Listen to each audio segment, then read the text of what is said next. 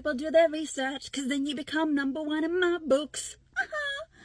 Sorry, I legit just unpacked my groceries, checked my emails, and someone was like, hey, saw your TikToks, noticed you love films, let's talk about my film. And I read through the email and I was like, this sounds really interesting. Not gonna lie, kind of am intrigued. But I don't know anything about this film besides the poster and the name of it, called Hinckley, I Shot the President. And the poster looks interesting, except when I went to go find the trailer, I got a bit lost. And I mean that in the nicest way possible. It's just American politics goes over my head. Actually, politics in general goes over my head. It's the one thing that I still haven't grasped in the 30 years of existing. But American politics sends me in a tailspin, because I'm like, what? I know some things about your politics, but not a lot. But anyway, this film is directed by Neil McGregor, who is an Australian filmmaker who I am not familiar with. So I'm going to have to do some research and see who they are. But I thought I would show you this trailer, give my authentic reaction, and let you know my thoughts on it. So, here's the trailer.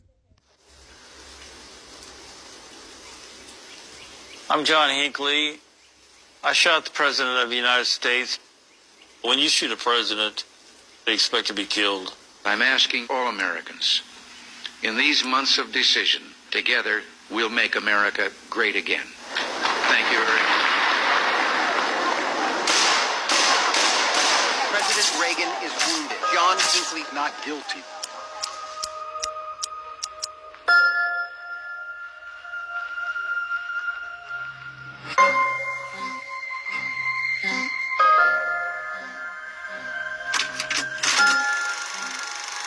Summer of '76, I saw a taxi driver. I got fixated on Jodie Foster. I would leave letters under her door, called her. Doesn't sound creepy at all. Just what an obsessed person does. Knew I was crossing a line, but I really didn't care. My life is spiraling out of control. It's a pretty big delusion to think you can shoot the president to impress somebody.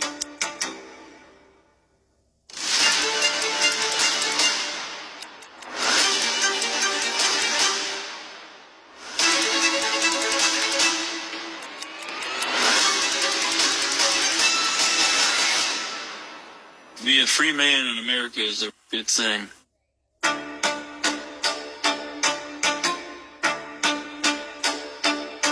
So much to unpack.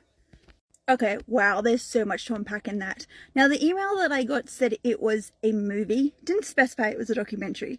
I like documentaries, I do, but depends on the topic. And American politics is not my strong suit. And I mean that in the nicest way possible. I am a 1994 baby. Up until recent years, I literally did not give a damn about American politics. I know George Bush was a huge thing in our media when he was president. I know with Donald Trump and Barack Obama and now Joe Biden. Yes, I know that. But anything past George Bush or anything past Barack Obama, I just kind of goes over my head. I mean, I know Abraham Lincoln exists. I know John F. Kennedy got shot. Something to do with John Wilkes Booth is somewhere in there too. But again, American politics is not my strong suit. So yeah, I got told that this was a movie, which in context, the title says Hinckley, I Shot the President. And I was like, ooh, title sounds interesting. The poster sounds interesting. Sign me up. But then watching that trailer, I think I'm kind of on the fence with it. 1981, I was not even a thought in my parents' brain. So, you know, that's kind of weird. Like, I'm very indecisive about this. I mean, if you know your American politics, you may know who Hinckley is. You may know that he wanted to shoot Ronald Reagan.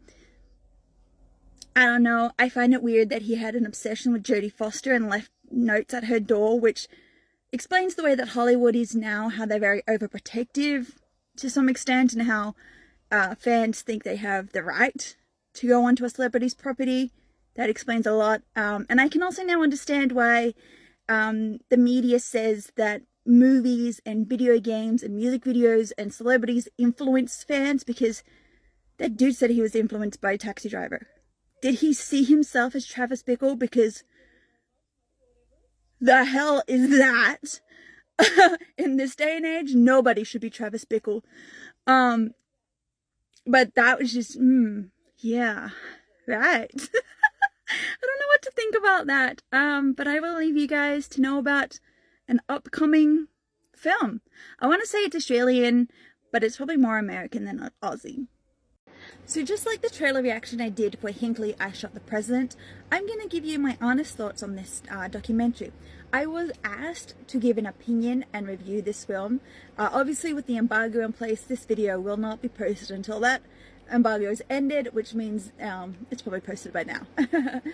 So Hinckley is directed by Neil McGregor, an Australian filmmaker who I am actually not familiar with. In the email it said that this is a movie, but from what I have found, it's actually a documentary. Now I am going to be completely honest, just like I have been with my past videos on what I thought of films, as well as what I said in the trailer reaction. Hinckley follows the 1980 run of Ronald Reagan and his attempted assassination. Now here's the thing, I don't follow politics. It goes through one ear and out the other. It's one thing I will never understand in my existence of existing. This is also about American politics. I know very little about American politics. I know some things, but not a lot. And in the 1980s, well, I wasn't born. I was not even a thought in my parents' mind. And the fact that my family is Australian, we probably did not care about American politics until recent years. So there's another thing for me to be like, huh? Well, I decided to give this a go anyway because it's a documentary and, well, why not? Let's give this a shot. So let me tell you my opinion of Hinckley, I Shot the President. Now, when I saw the trailer to this movie, I had thought about going, well, why did we need this? Why do we need to care about a man who attempted to kill a president? That's just adding to the whole spiel of, this is why we worship the wrong people. This is why America is so screwed in their head. This is why America cares too much about their guns and not enough about their safety. I mean, you are not taking a page from Australia, and we can see that clear as day with almost every news article and post coming from America. Like, you all don't care about gun safety. But watching Hinckley has been quite eye-opening. I think this is the first time that I'm aware of anyway that we've had someone feel remorseful for their actions, particularly someone who went in knowing that he was going to die, knowing that what he did was out of mental health aspects, knowing what he did was stupid, and looking back that if he could go back and do it again, this would be the one thing that he would not do again. Hinckley, I found very fascinating because 40 years on, this man's still living with regret. This man's still living with the fact that people are only going to know him as the guy who attempted to kill Ronald Reagan, who accidentally injured 3 serving government body officials. I think it was a police officer, Ronald Reagan's secretary, and another person who I'm blanked on, unfortunately.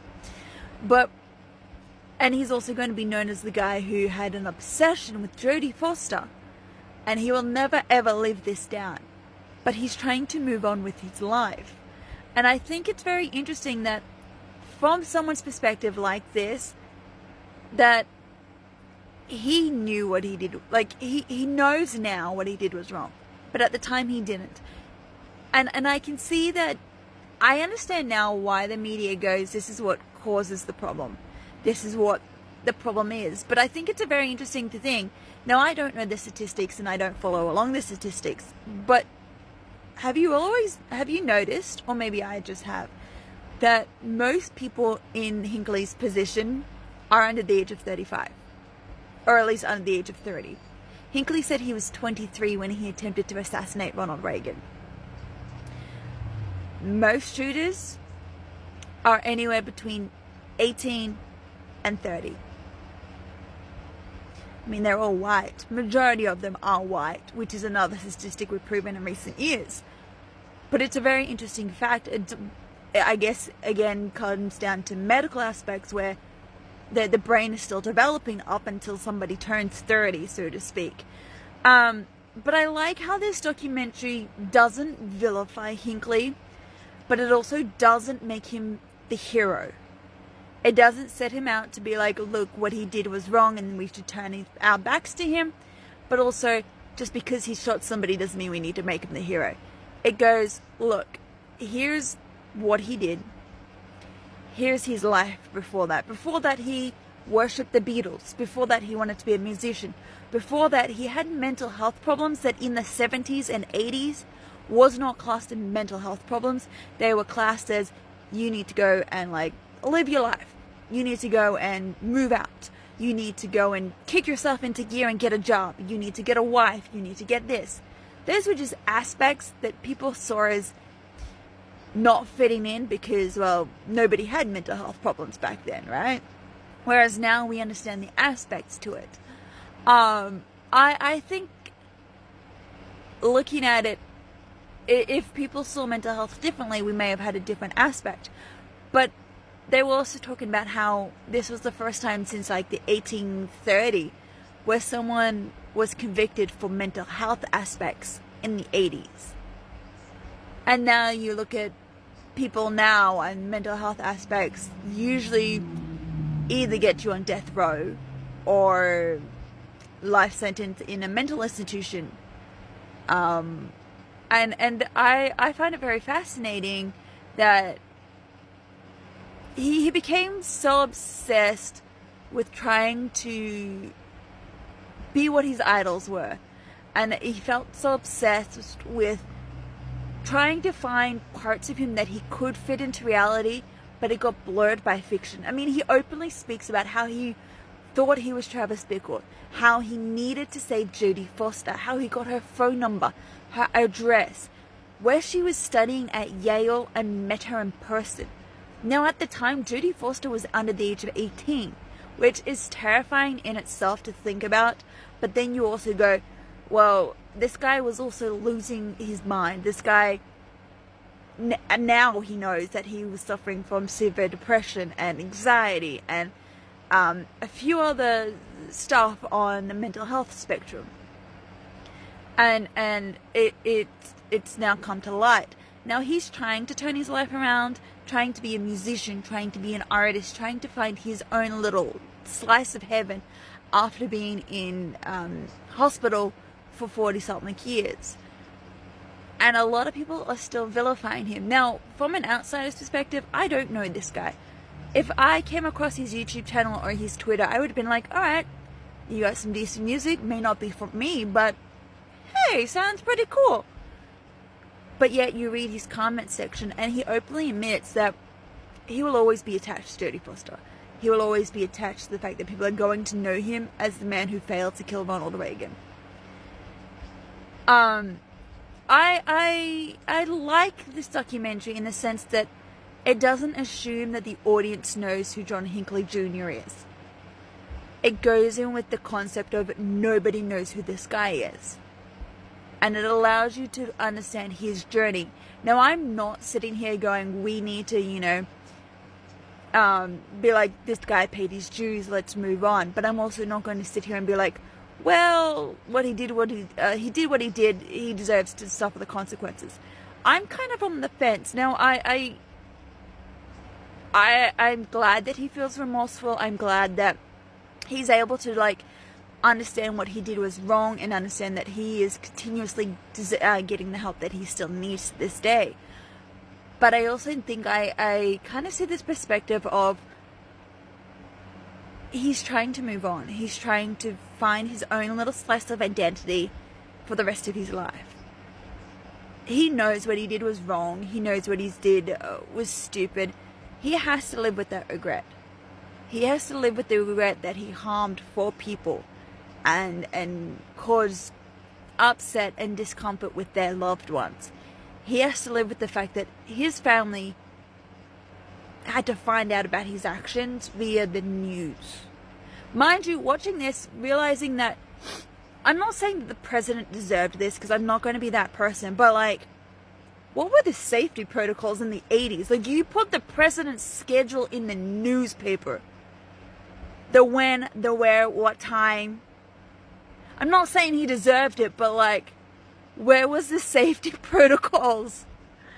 Oh my God, I forgot how relaxed society used to be because we have been so in tune with safety protocols over the last decade or so that, like, where was that safety protocol? It took for John Hinckley to do something that the president was like, yeah, well, we kind of need this. We kind of need to scrap telling my whereabouts. Though it did make me realize that Donald Trump was not the first president to say, make America great again. Ronald Reagan had, let's make America great again. But yeah, it's a fascinating documentary. I think people should watch it. I know if you're an outsider like me, you'll find it fascinating. It leaves you with conflicting thoughts because, like I said, you don't see him as a villain, but you also don't see him as a hero. You won't see him as this guy who wants to live his life, but you also won't see him as the guy who is stuck in the past. I don't know, I think Neil McGregor and the team behind it did a fantastic job of bringing this story to life. Hinckley, I Shot the President. A pretty good documentary.